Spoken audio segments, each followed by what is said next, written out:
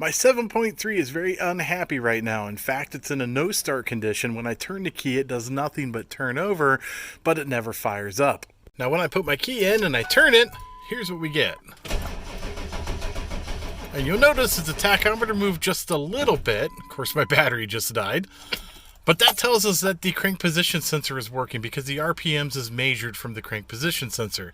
Now, if I put my scan tool on the ODB2 port, I can see that it is getting quite a few hundred RPMs. But the fact of the matter is the engine is still not starting. Now, the first thing I noticed on the scan tool is my PSI is only 230 PSI. Now, the way these trucks work is there's a high pressure oil pump that sits kind of right underneath this cowling. You can kind of see it back in there. It delivers a very high PSI. It has to be above 500 or give or take a few for this engine to even start. And we're not even getting that much pressure. Now, there's a couple sensors that we have to work with. One of them is the ICP, which sits right here, and it is nothing more than a pressure sensor that tells the computer how many PSIs is being delivered to the injector rails. And then the other sensor is the IPR valve, which sits down here on the bottom of the pump. And it's not really a sensor, it's a valve. And the computer uses that valve to control how much PSI is being sent to the engine. So basically in this no start condition, as I'm turning the key, the computer at least thinks it's getting 230 PSI. It should be telling the IPR valve to open up a bit more so we get more pressure, and we should get more pressure and the engine will start. However, in this particular scenario, we're only getting 230 PSI. Now the IPR valve looks a lot like this. In fact, this is one of the IPR valves that fits my truck. The computer controls through a signal here how open or close this valvage, which controls the pressure. So basic troubleshooting tells us that if the pressure sensor is measuring low, which we know at least the computer thinks it is, it should be turning the IPR valve or the pressure valve all the way up, and according to the computer it is. It's set at 65%, which is the highest the computer will open this valve. Then we have another problem. We have a pressure problem, and even if the computer was reading this incorrectly and it really was getting more pressure than 230 PSI, it should be getting the maximum potential that these pumps are capable of, which is pretty much near 3,000. The truck would still run. So we can roll that sensor out, at least for now. It may still be bad, but this sensor is not dependent on this truck running in this particular circumstance. Now, if you were ever in a doubt, you can unplug this sensor and the truck will default to about 700 PSI and it'll still run and get you home with that sensor unplugged. Something to keep in mind. It's also good to help you troubleshoot. So that leaves us with two options. Either the IPR valve is bad and it's really not opening up, causing the pump to deliver the right pressure, or the pump isn't capable of sending enough pressure. Maybe the pump is bad. Those two options are on the table. Now, obviously, that's not the only problem we could be having, but those are the next two things we need to troubleshoot. Now, I happen to have a known good IPR valve, and I've already put it in the truck, tried to start the truck, and the truck gave me the same results. It would not start.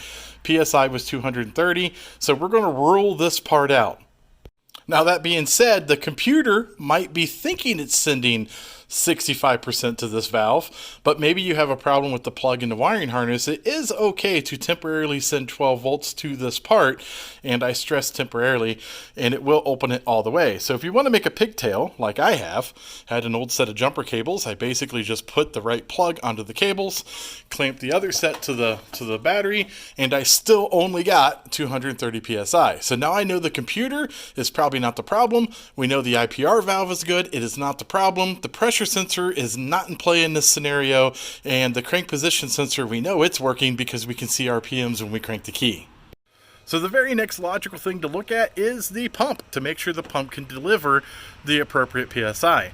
Now, you can unplug these lines from the engine. You can deadhead them and put a gauge on them, which is what I did. I actually had a 3000 PSI hydraulic gauge, and I tested each side of the pump. See, the pump has two outputs. One goes to the driver's side of the engine, the other goes to the passenger side of the engine, and both those lines need to have 3000 PSI in them. Now, I measured mine with a hydraulic gauge, and I put basically a hydraulic cage on one side. I took the other hose and I capped it off. I turned the key and I got 3000 PSI, and I did the same thing to the other side of the pump as well. So my pump is not my problem. So what I think is going on here is when I turn the key, the pump is capable of delivering the right pressure. However, I think I have an injector leak. Now the O-rings on these injectors go bad, and basically they cause a major oil leak, and that major oil leak prevents the oil pressure from getting to the appropriate PSI to fire this truck up. So we need to pull the valve covers off at this point and see if we can see a major leak inside the engine. We figured out some of the problems here, and I wish I would have caught it on video, but I really figured that it would be easy to spot.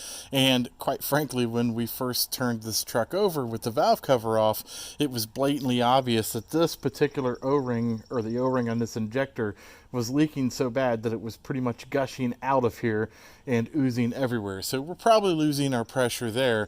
And on the other side, there's a couple of injectors that are oozing a little bit as well.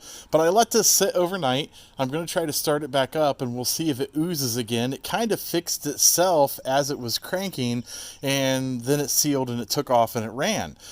So I'm assuming the O-rings had kind of dried out, and pumping a little fresh oil back through it was just enough to get enough pressure built up that it would fire. So we're going to try it again, and maybe it'll start, but maybe it'll also ooze. So let's take a look here. We'll turn it over.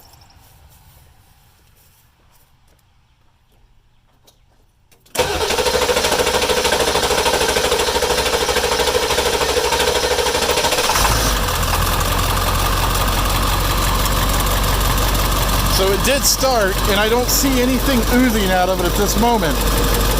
But I do want to talk a little bit about these injectors so you guys know what's going on. There is some oozing out of this guy. If he's piling up on the bottom, you probably can't see it in the camera. I do want to talk about these injectors a little bit before we move on. This little tube here is kind of a gray tube. It's more of an elbow. It shoots straight down. It's an exhaust port for the oil actuated injector. And what you're going to see when this truck is running is you'll see squirts of oil coming out of this exit, this exhaust port. A quick way to tell if you're having an injector problem is pull these valve covers off and look for oil coming out of the exhaust ports. And if you don't have oil squirting out of one of those, then that particular injector is not firing.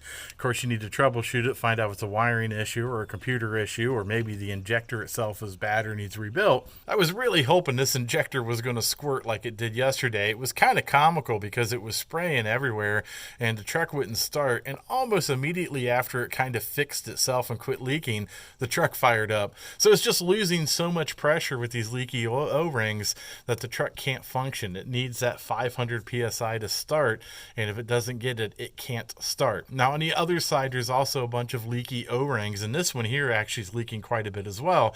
So the truck just needs new O-rings on the injectors, and that alone would probably make this truck run a lot better. But the truck also has some hard starts. It's been having some hard starts, and in the winter time it's exceptionally hard to start, although the glow plugs are working and are firing on. So I suspect that these are out of spec. The injectors need to stay in spec. We'll talk about how they function and how to repair that. There's actually some shims you can do to these to put them back in spec after they've worn down and still get a lot more life out of them instead of having to buy a rebuilt one or new ones, because they're very costly, very expensive. So look for an upcoming video on that, and we'll also show you how to replace the O-rings, pull these out, put them back in, and hopefully we'll show you a truck that runs really well. So like and subscribe, take a look at some of my other videos. You might find something you yourself might want to build or fix.